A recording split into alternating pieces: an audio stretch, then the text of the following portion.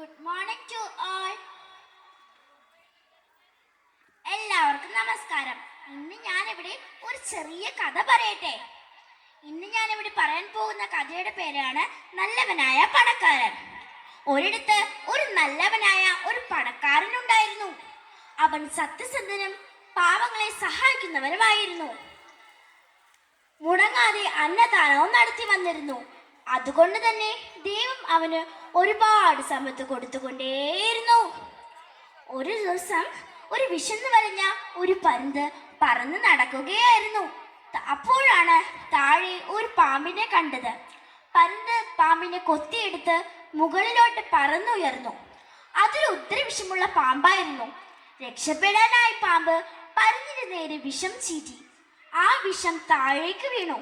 ചെന്ന് വീണത് പണക്കാരന്റെ അന്നദാനത്തിലെ ഭക്ഷണ ചെമ്പിലേക്കാണ് വീണത്. ഇതൊന്നും അറിയാതെ പാചകക്കാരൻ ആളുകൾക്ക് ഭക്ഷണം വിളമ്പിക്കൊടുത്തു. കുറച്ചു നേരം കഴിഞ്ഞപ്പോൾ ആളുകൾ മരിച്ചു വീഴാൻ തുടങ്ങി. ഇത് കണ്ട ദൈവത്തിന്റെ ദൂതന്മാർ ദൈവത്തോട് ചോദിച്ചു, ദൈവമേ, അങ്ങിത് കണ്ടില്ലേ? ഇത് എത്ര വലിയ പാപമാണ് നടന്നത്. ഇതെല്ലാം ചെയ്തത് ആ പാമ്പല്ലേ? ആ പാമ്പിനല്ലേ ശിക്ഷിക്കേണ്ടത്? ദൈവം പറഞ്ഞു, അല്ല, അതൊരു തെറ്റും ചെയ്തില്ല. അതിൻ്റെ സ്വയരക്ഷയ്ക്ക് വേണ്ടിയാണ് അത് ചെയ്തത്. എന്നാൽ പിന്നെ ഇതെല്ലാം ചെയ്തത് ആ പരുന്തല്ലേ? ആ പരുന്തിനല്ലേ ശിക്ഷിക്കേണ്ടത്? ദൈവം പറഞ്ഞു, അല്ല, അതൊരു തെറ്റും ചെയ്തില്ല. അതിൻ്റെ വിശപ്പടക്കാൻ വേണ്ടിയാണ് അത് ചെയ്തു പോയത്. എന്നാൽ പിന്നെ ഇതെല്ലാം ചെയ്തത് ആരാണ്? ദൈവം പറഞ്ഞു, നമുക്ക് ഈ പാവഭാരം മാറ്റിവെക്കാം. ഇതിന്റെ അവകാശികൾ ഉടനെ വരുമെന്ന്.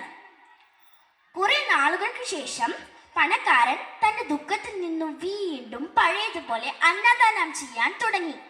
വളരെ കുറച്ചാളുകൾ മാത്രമേ ഉണ്ടായിരുന്നുള്ളൂ.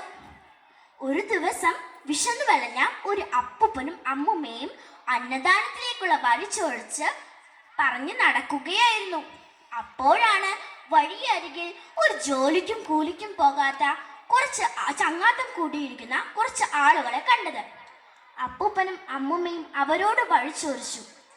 അവർ പരിഹസിച്ചുകൊണ്ട് പറഞ്ഞു, അവിടെ പോയി വെറുതെ തിന്നിട്ട് ചാവാനാണോ? വൃത്തിയില്ലാത്ത ഭക്ഷണം കഴിച്ച് കുറെ ആളുകൾ ചത്തു തുലഞ്ഞു. ഇനി നിങ്ങളും പോയി ചത്തോളൂ. ദാ നേരെ പോയാൽ മതി. അപ്പൂപ്പനും അമ്മുമ്മയും നേരെ പോയി. ഇത് കണ്ട ദൈവം ദൂതന്മാരോട് പറഞ്ഞു, അന്നവൾ മാറ്റിവെച്ച ആ പാപത്തിന്റെ തെറ്റ് ഈ ജോലിക്കും കൂലിക്കും പോകാത്ത ഈ മനുഷ്യരുടെ തലയിൽ വെച്ചുകൊള്ളൂ. ഇവരാണ് ആ പാപികൾ. ഇവരൊന്നും ചെയ്യുകയുമില്ല, ചെയ്യുന്നവരെ കുറ്റം പറയുകയും ചെയ്യും. കൂട്ടുകാരെ, നിങ്ങൾക്ക് ഈ കഥയിൽ നിന്ന് എന്ത് മനസ്സിലായി? ഒരാളെ ഒരു കാരണവുമില്ലാതെ അയാളുടെ തെറ്റ് കണ്ടുപിടിച്ച് അയാളെ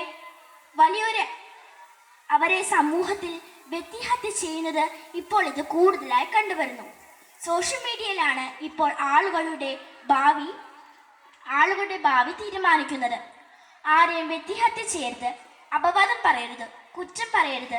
ഇങ്ങനെയുള്ള ആളുകളെ നമ്മുടെ ജീവിതത്തിൽ അടുപ്പിക്കരുത്. എല്ലാവർക്കും ഒരു നമ്മൾ മരിച്ചു കഴിയുമ്പോൾ അയാളൊരു നല്ല മനുഷ്യനായിരുന്നുവെന്ന് ആളുകൾ പറയുന്നതാണ് നമുക്ക് ഈ ലോകത്ത് ഏറ്റവും കിട്ടിയ സമ്മാനം. ആ ഒരു വാക്ക് മാത്രമാണ്. എല്ലാവർക്കും എൻ്റെ കഥ ഇഷ്ടപ്പെട്ടെന്ന് വിചാരിക്കുന്നു. നന്ദി, നമസ്കാരം.